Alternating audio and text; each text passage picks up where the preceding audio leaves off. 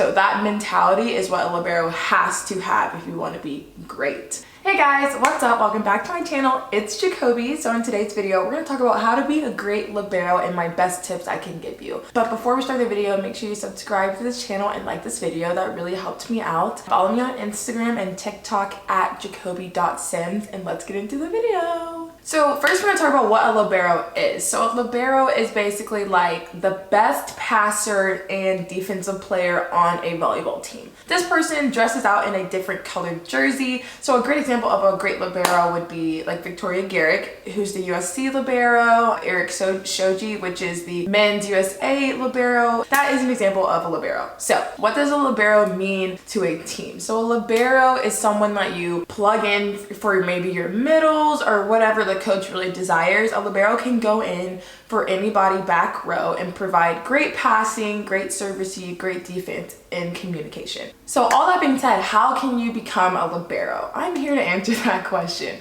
So if you want to become a libero, you need to stand out from the others. So usually on a volleyball team, there's hitters, setters, passers. Out of the passers, you want to be the best passer. You want to be the best defensive player. You want to be the best one with ball control. Like, you just need to be the best passer. And how you can do that, you can watch my old videos on how to pass, how to serve, receive, and how to serve and all of that stuff, and really get your ball control like on lock, because you really need it. And the more repetition you get, the better your passing, the better your ball control will be. So liberos are typically very reliable. Like, you can rely on them to stick a pass every time. That's literally why they are the libero. You can just stick them in for whoever when you need to side out, when you need a pass, when you need some defense, when you need a clutch serve, whatever it is. So that's why liberos are very important, and that's how you can become one. It's just banging out reps, ball control, practicing all the time, great communication. What makes up a great libero? In my opinion, number one is obviously ball control. And that doesn't even just come from serve receive, that's defense. And that is controlling the ball when it comes to you. So meaning sometimes, like when I pass, like I'm not a libero, so I'll use myself as an example. I'll make fun of myself. When I'm passing, I don't have the best ball control because I'm more focused on hitting than I am passing, which is not good. Bad habit, but I do that. So my touch on the ball is not going to be as good as a libero. But what I mean by touch on the ball is that when the ball comes to me, the ball comes off nice and clean and controlled. But for me, honestly, I don't know what's gonna, I mean, like, my ball control is okay, but it's not going to be at a libero status. Another factor that makes up a great libero is actually the mentality. A lot of people focus on the physical side of being a libero and like, oh, you have to do this, you have to pass like this. Really, what makes a great libero, in my opinion, is having those, skills, but it's also having the intangible skills, and that is having a dog mentality. And what I mean by that is that you're gonna touch every ball. You are loud, you're just all over the court. You are like the first line of defense. You are like what sparks everyone to be like, okay, we're gonna play great defense. Like, this ball is not gonna touch the ground. So that mentality is what a libero has to have if you want to be great. Next would be serve receive. So obviously liberos need to be great at serve receive because really that's kind of like their primary job. So for example, like as an outside hitter, my primary role is really to hit and score. But at the same time, I also need to serve receive. Or say if I'm playing middle that day, my primary role is to block. And then my secondary role is to score. So liberos' primary roles obviously are to pass, serve receive, defense, right? So obviously you need to be good at serve receive. And this also goes back into communication. That's another factor that makes a great libero, is communication. You need to be loud. You need to be like, I have this seam, I have this seam, I have short, I have deep, whatever. You need to be constantly talking, because once again, that goes into the mentality of a great libero. You need to be almost the loudest person on the court because you are a leader. You are a leader of the back row. That is you're running that, okay? So it is up to you to be loud and communicative. Also, communication wise, liberos need to be able to talk to their hitters. So when hitters are up in the air, sometimes at different skill levels, like hitters can see like what's open and what's not. But what's even better is when you can hear it from your libero or your DS, whoever's behind you, and they can be like, line, line, line, or you have 2 blockers or 1 blocker, or they want you to hit cross, because they can see what you can't see because you're focused on hitting. So it's also great to have amazing communication like that. Next, a libero needs to have great anticipation skills. So meaning they need to be able to read the opposite team's hitters really well, because if you're just like behind the block and you're just kind of like, oh, what are we gonna hit it, like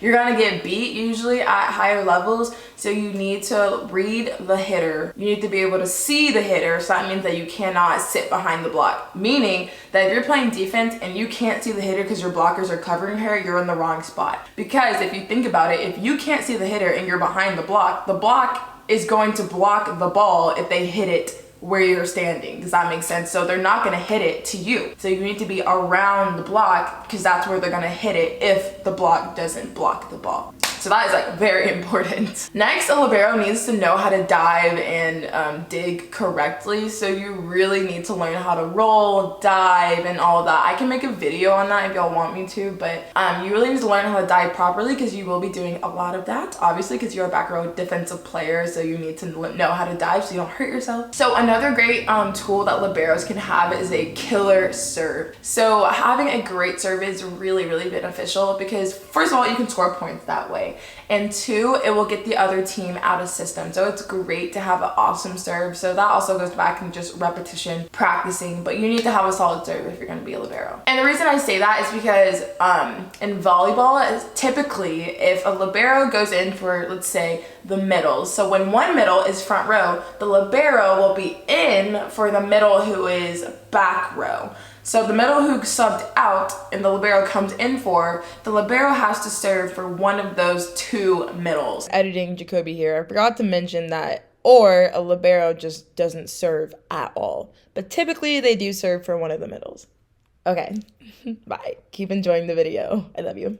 Next I would say is that the libero needs to have a great volleyball IQ. You need to know where to go with the ball or who to go to, or if you need to cover more space on defense, or if you need to cover a certain hitter like closer or whatever, you just need to know kind of what's going on at all times. You need to know what teammates next to you, who you're passing next to, because that does like change your dynamic sometimes. If you're not used to passing next to someone, it can be different, like you need to take more space, or if you're passing next to a hitter who doesn't usually pass, like you need to take more space because obviously you're the better passer so you can handle more.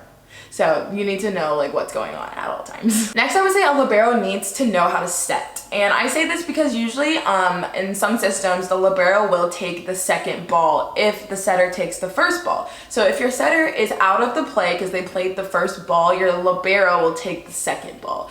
And this is important because the libero needs to be able to set a good out-of-system ball to either one of their pin hitters. So that's the right side hitter or the outside hitter. And they need to know, first of all, who to go to and when. So for example, if a libero is super pushed over to the right side, it's not the best idea to try to reverse the flow to go to the outside. I mean, they could, but it would give the opposition so much more time to set up a block because the ball is so high and slow because it's out of system, and the outside hitter will probably be put in a bad position. But it would be smart for the libero to just go right where the easy set, right where their hitter is on the right side. That being said, liberos cannot use their hands in front of the 10-foot line because then they're a front row attacker. So a libero has to have a solid platform to bump set either over their shoulder or in front of them. Or they can also have great hands if they set behind the 10-foot line. So it's just important for liberos to just be an overall good player, because sometimes the libero will have to attack. They will have to put a down ball in or jump and hit, whatever. So it's important that libero knows how to pass, obviously, hit, set, serve, all of that, except for blocking. I mean, obviously, like a libero doesn't need to know how to block, but it'd be nice. Like, you just need to know everything. You need to be ready to change, be interchangeable, because sometimes at the collegiate level, outside hitters are liberos. Like, they can flip to be a libero or they can flip to be an outside hitter. So it's just really important to be overall a well-rounded volleyball player. And I preach that to everybody, like not even if you're just trying to be a libero. I preach that to be, if you're going to be a setter, a middle, a right side, an outside, a DS, a serving specialist, whatever you are, you need to be good at all of the skills to be well-rounded. And that way you're usable, you know what I mean? Because if you're just one-dimensional, it's kind of hard to use you if you're not the best. But if you're really good at multiple things, you'll play. That is all my tips on how to be a great libero. If you have any more questions, please leave them in the comments and I will get back to you. I love you guys so much. Thank you so much for watching, and I'll see you in my next video.